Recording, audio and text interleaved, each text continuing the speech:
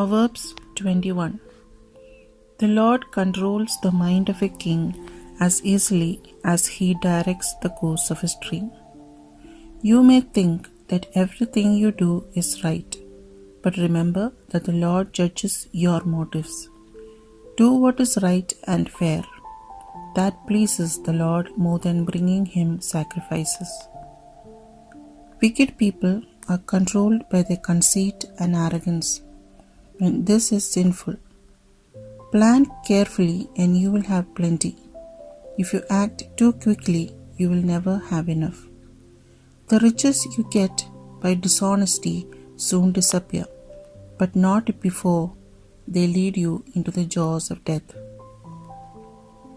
The wicked are doomed by their own violence. They refuse to do what is right. Guilty people walk a crooked path.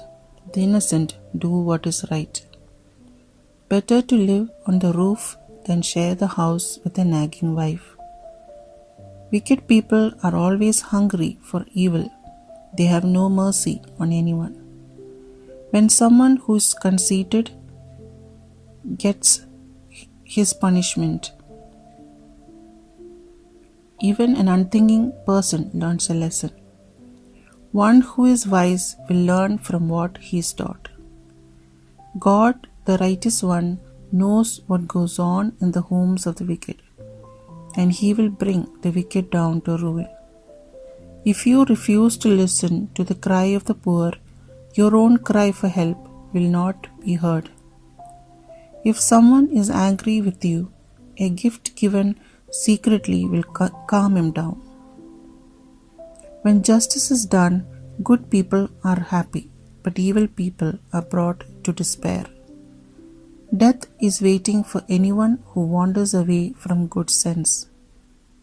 Indulging in luxuries, wine, and rich food will never make you wealthy. The wicked bring on themselves the suffering they try to cause good people. Better to live out in the desert than with a nagging, complaining wife. Wise people live in wealth and luxury, but stupid people spend their money as fast as they get it. Be kind and honest, and you will live a long life. Others will respect you and treat you fairly. A shrewd general can take a city defended by strong men and destroy the walls they relied on.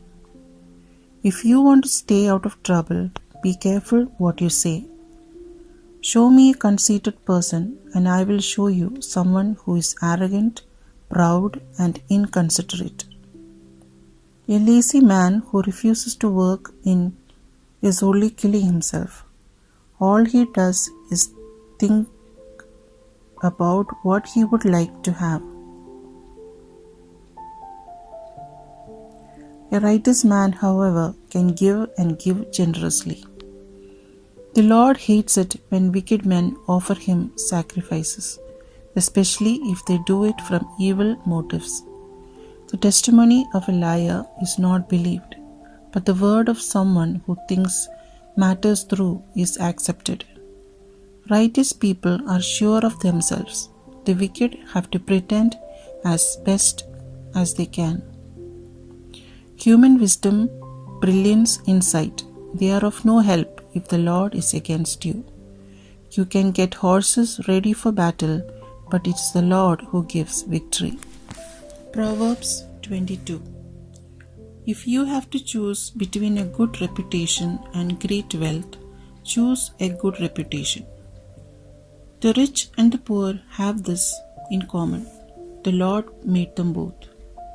Sensible people will see trouble coming and avoid it, but an unthinking person will walk right into it and regret it later.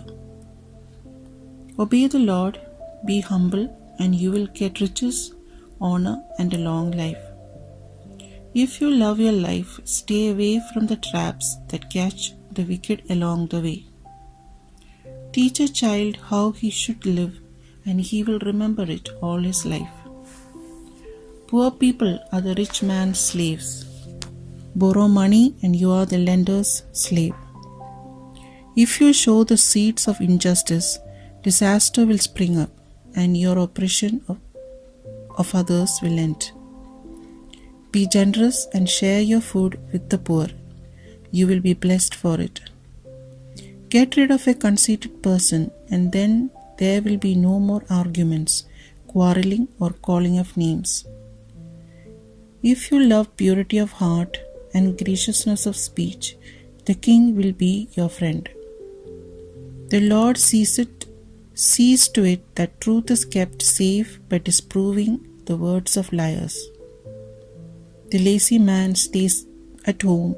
He says a lion might get him if he goes outside. Adultery is a trap. It catches those with whom the Lord is angry. Children just naturally do silly, careless things, but a good spanking will teach them how to behave. If you make gifts to rich people or oppress the poor to get rich, you will become poor yourself. Listen, and I will teach you what wise men have said. Study their teachings, and you will be glad if you remember them and can quote them. I want you to put your trust in the Lord. That is why I am going to tell them to you now. I have written down 30 sayings for you. They contain knowledge and good advice, and will teach you what the truth really is. Then when you are sent to find it out, you will bring back the right answer. Don't take advantage of the poor just because you can. Don't take advantage of those who stand helpless in court. The Lord will argue their case for them and threaten the life of anyone who threatens theirs. Don't make friends with people who have hot, violent tempers. You might learn their habits and not be able to change.